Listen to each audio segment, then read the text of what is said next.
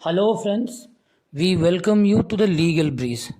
Today, we will be discussing an important topic relating to the data protection of financial payments or financial payments using the cards, or we can say card based data protection.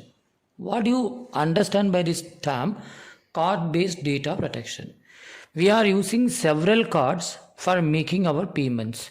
It may be debit card, credit card, or other cards using various apps for making our payments for getting various products and services in offline as well as in online. So, how we make the payment, how the data relating to the payments, including the details or information pertaining to the cards, are stored, processed, and protected without any breach of data protection. What is the regulation available? RBI has recently made certain regulations for the purpose of protecting the data relating to the informations available in the card. Say example, every account holder has certain cards. It may be a credit card or debit card or some other card which we are using it for the purpose of making the payments. We are also using various apps such as Google app, Phone Pay, Paytm, like that, wallets. When we are using these apps, all these apps will ask you to share certain information about the card which you are using. Say example, the expiry date of the card, account number, many details will be asked. These details will be stored. Once it is given, you need not to again fill all these informations once again whenever you are using the app next time for making the payments. But what happens when the storage of this data is leaked? What is the guarantee? Because it may be leaked or the security protection afforded by these apps can be breached. So in order to give certain remedies to all these things, there is a concept called card tokenization or device tokenization has been devised by the RBI. Therefore, these apps, they need not to store, need not to store, but they shall not store all this information. There is a 3-tier layer system for this. Only when you are using the app for the first time, you should provide all this information. This information has to be passed on to the intermediary. The intermediary will pass on the information to the bank, right? Wherever you are maintaining your account and mobile number in the relevant bank, the relevant bank could have issued the card.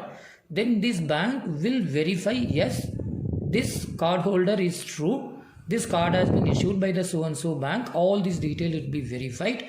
Again, the information will be sent back to the concerned apps where you are making the payments.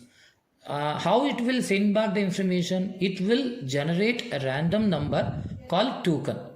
Once the token has been created, this token will be used for the future purposes. You need not to enter card details every time. Instead of using this card number or information, you have to use only this token number. That is sufficient.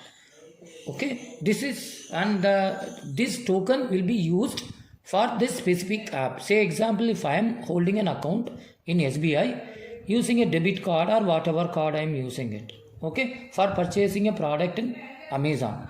So when I am and I have to go use it on a particular mobile only. So if I am using a particular mobile, right, particular device particularly, right, in that device I can use this token only for Amazon. If I can't use this same token for an account which I am holding in Indian bank or any other bank. For that again I have to generate a separate token for separate card. This is what we all should remember. So what is the use of this? First thing, it is getting anonymized. That's very important. So that is why it can prevent the financial frauds, and data cannot be stored by these apps unnecessarily. It will be pseudonymized. Therefore, the data protection level getting enhanced. These are the few important steps taken by the RBI for the purpose of protecting the financial data. But there are certain infrastructural requirements are needed on the part of these various financial service providers. Therefore, they have asked extension of the time from the RBI. I hope that process is going on. Once it is come up, this will be helpful to you in many ways. Say example, without your if even somebody gets your card details, it cannot be used other than the device what you are using personally. Say example, I am using ATM card or debit card in my particular mobile. So even my friend has this detail, he cannot use in his mobile or laptop or some other devices. So this is the better security. But once the mobile is stolen, that has to be very, very careful. I believe that steps will also be taken so that the data cannot be passed on to other persons unnecessarily. God bless you all. Jai Hind.